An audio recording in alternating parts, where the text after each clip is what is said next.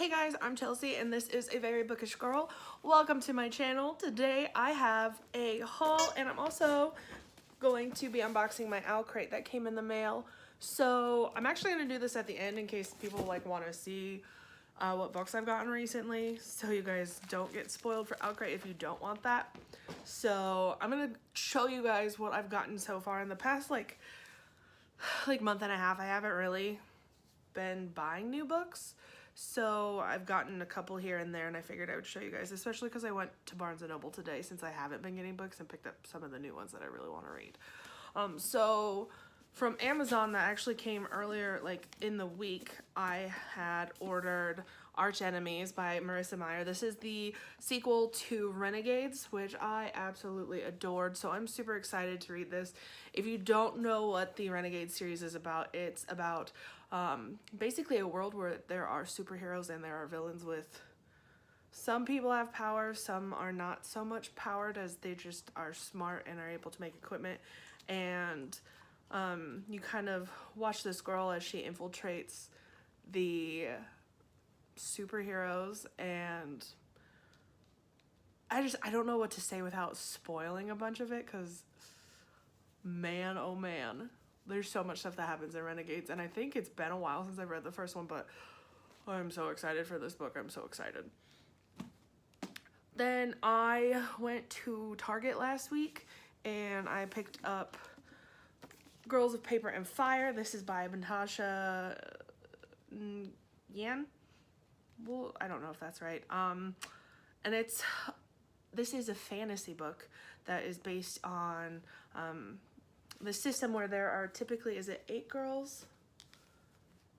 8 girls are typically picked to be paper girls, which they are basically like described as like flimsy and easily broken. And one year, our main character gets picked as the 9th paper girl to go and serve the king in whatever way that he wants. She basically piques his interest, so he decides that he's gonna have 9 girls that year. But she basically is fighting against him, and I love the quote on the back here. It says, "There's something they've all forgotten about paper. It can light the world on fire and make it burn." So obviously stuff's gonna happen. I heard that this is a pretty diverse book, so I'm really excited to get started on reading it, hopefully sometime here soon, even though I don't have a December TBR yet. We'll see if this makes the cut or not. And then I actually just went to Target very recently, more recently than picking up that book, and I saw this, and I already wanted this book, and so when I saw that it was signed, I definitely decided I needed it. And that is Broken Things by Lauren Oliver. It's a signed first edition that was just hanging out at my Target, and I like to look at my Target for books first because they're cheaper. But this is about 2 girls that murder their best friend. Apparently they didn't actually do it, but they've been blamed for it. Sorry, Raz got a new duck for her birthday.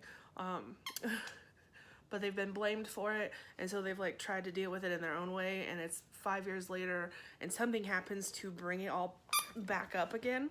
And so they start investigating to see what the real, like what really happened.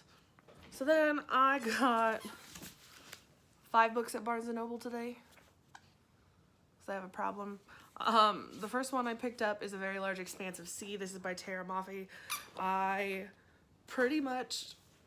wasn't planning on picking this book up. I heard really good things about it. I was going to like get it from the library, but when I saw that, again, it was a signed first edition, and I enjoy her writing, so I was like, let's go ahead and pick this up. This is a post 9/11 story about a Muslim girl living in New York and having to deal with the repercussions of 9/11 and what it meant to be living there during that time, and racism that she had to face because of that.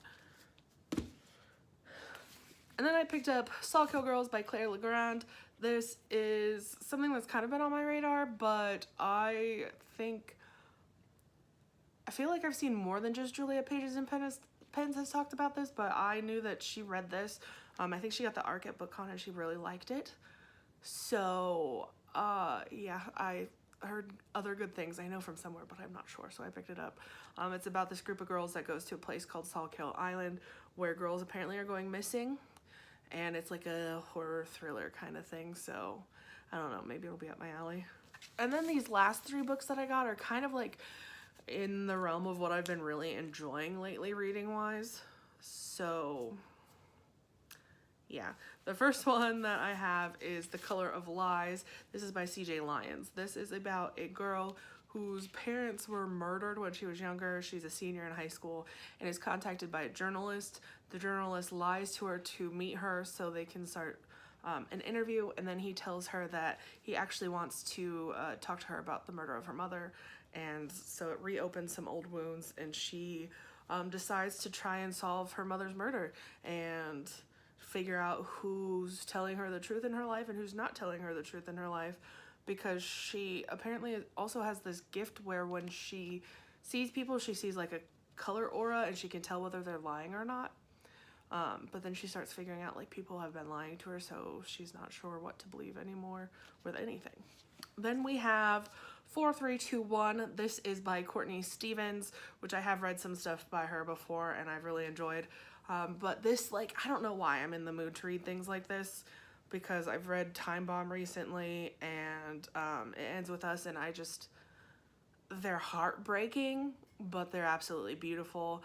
In this one, you were following 4 teens who were involved in a bus bombing where everybody else in the bus died except for them, and it's a year later and they're going back to New York to install an art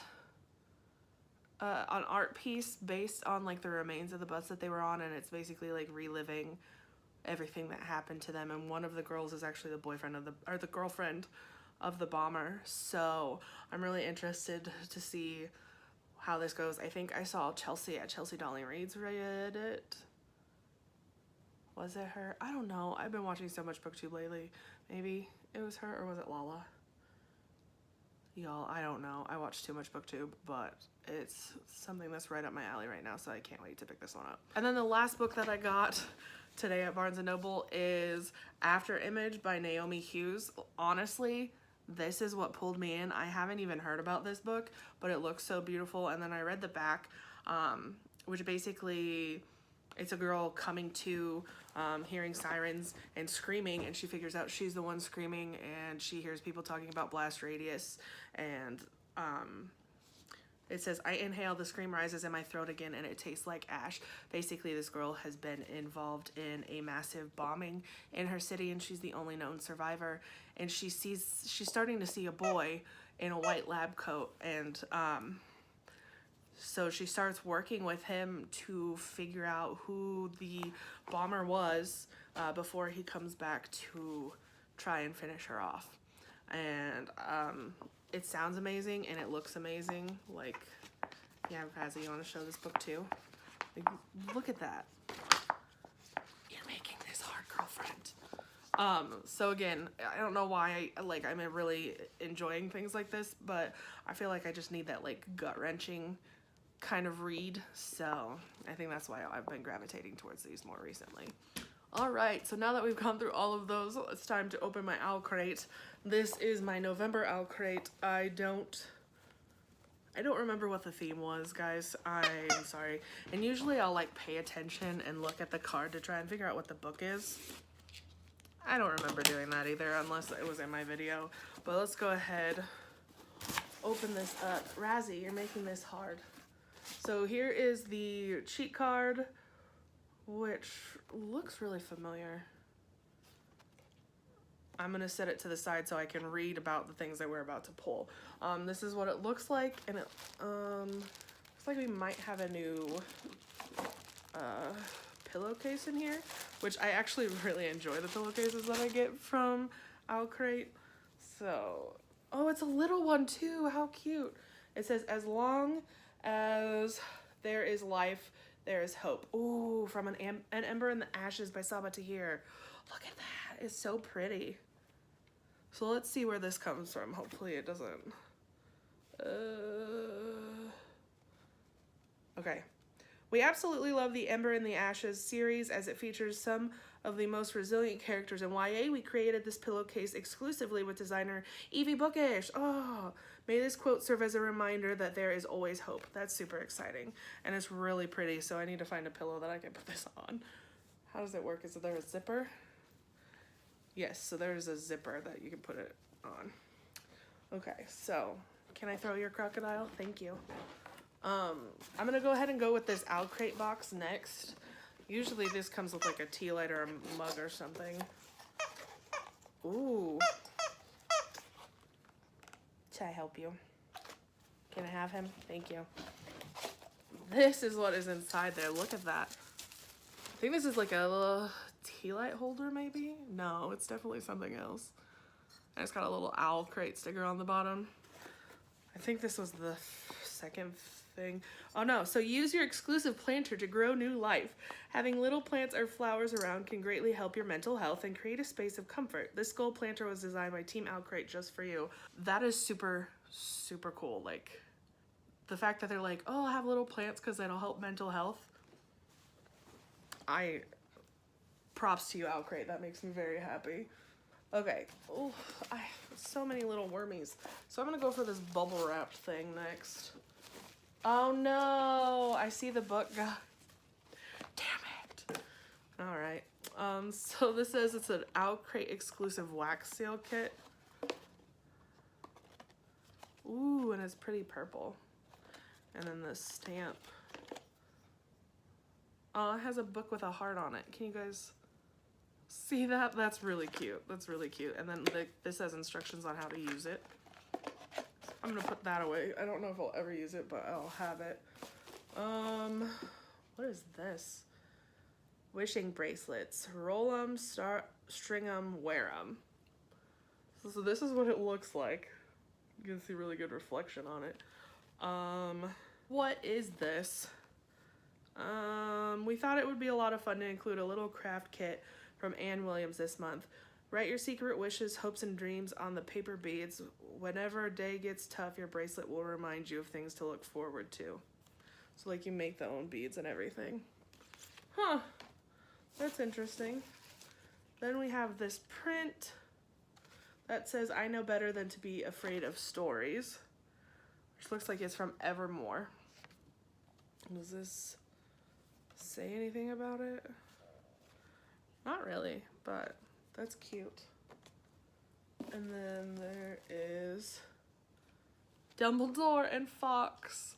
Look how cute. So when thinking of the phrase rise from the ashes, we can't help but imagine phoenixes. And what better phoenix to feature than Fox from Harry Potter? We absolutely adore the sticker designed by Susan Draws, which includes both Dumbledore and Fox. They're so cute. So cute. And then I think that's it besides the book. I'm really glad I decided to do this with my haul because now y'all can see that I got Girls of Paper and Fire. Which, like, obviously I want to read it, but now that I have 2 copies, I don't need 2 copies. But this looks exactly, this doesn't look any different. Oh, it's gold. So this month's, the difference is the lettering and it's gold, whereas the original is mostly silver. Okay. So you guys already know what this book is about because I explained it before I opened my Owlcrate. And then you get this little postcard. And then the book should actually be physically signed instead of stickered, which is a nice thing that Owlcrate has done. And then it looks like there's another sticker that says Girls of Paper and Fire. So that's exciting. I mean, that's a nice, it's a good book, but it kind of stinks that I already bought it. But whatever. Let's see, where's my pin at?